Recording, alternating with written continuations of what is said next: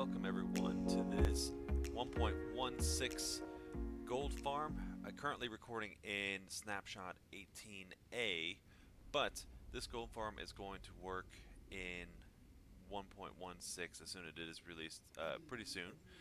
So I want to give a quick shout out to Ray's Works.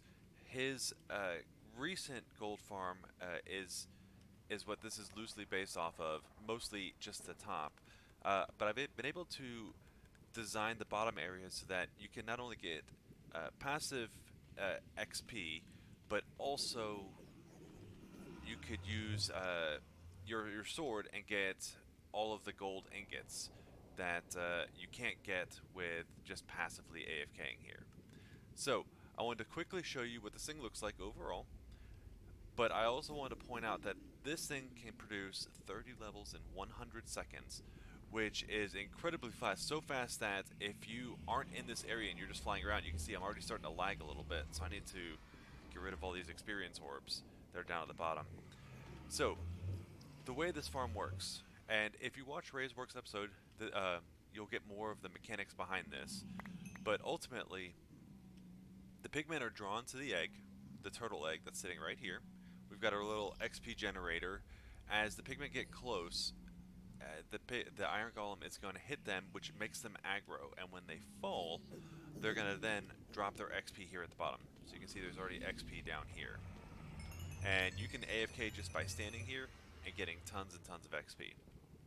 Now, they have updated it so you don't need the lava chute anymore to make sure that the XP will form. Now, if they fall through without being aggroed, then they won't drop XP. So there is a chance that you won't get XP just from AFKing, but for the most part, you can see right here, I'm getting them. Now, the difference between this farm, and actually, let's go back to the top. So this farm is designed so that in every aspect, the pigmen can see the egg over there. So you can see, if I put a pigman here, it takes about 2 seconds for them to see the egg, and then they're going to walk off. If I put one more block out, he's going to stand here for a little bit, and he's not going to go. He may eventually wander over there, and once he wanders onto this block right here, he'll see the egg within 2 seconds, and he'll walk off. So that's why the top is designed the way it is.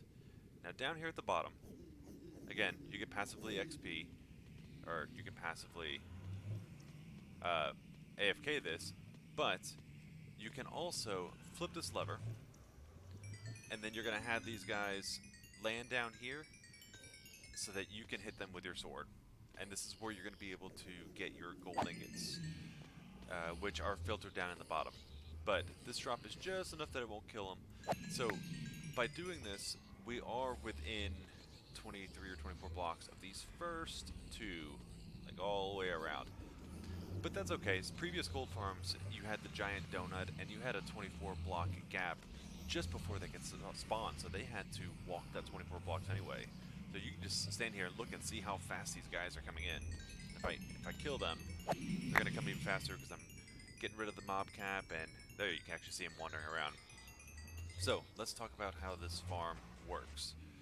There are 3 hopper minecarts, and that may seem excessive, but you'll see why here in a second. So let's start from the bottom. We've got our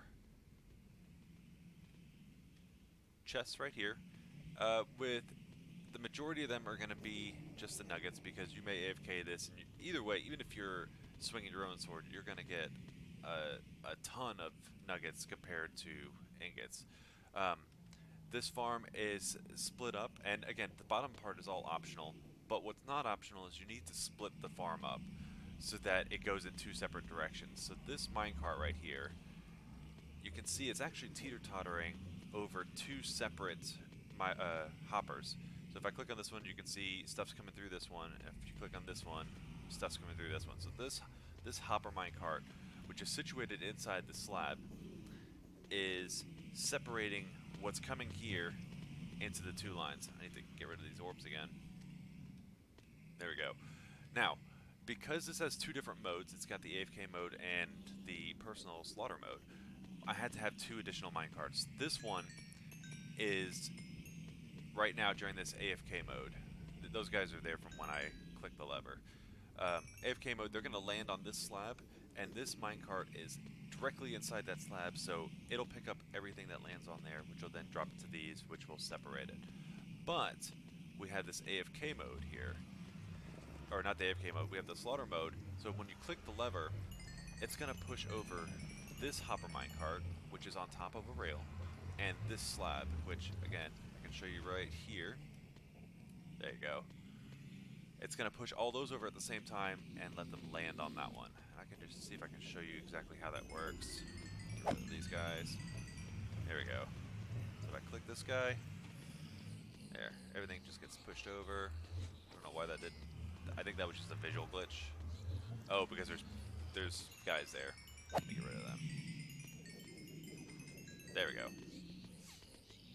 So now everything is over, and it's going to just cascade down through minecarts. But that's the farm in total. I'm leaving a link to RaiseWorks' video. He does an excellent job in describing the mechanics.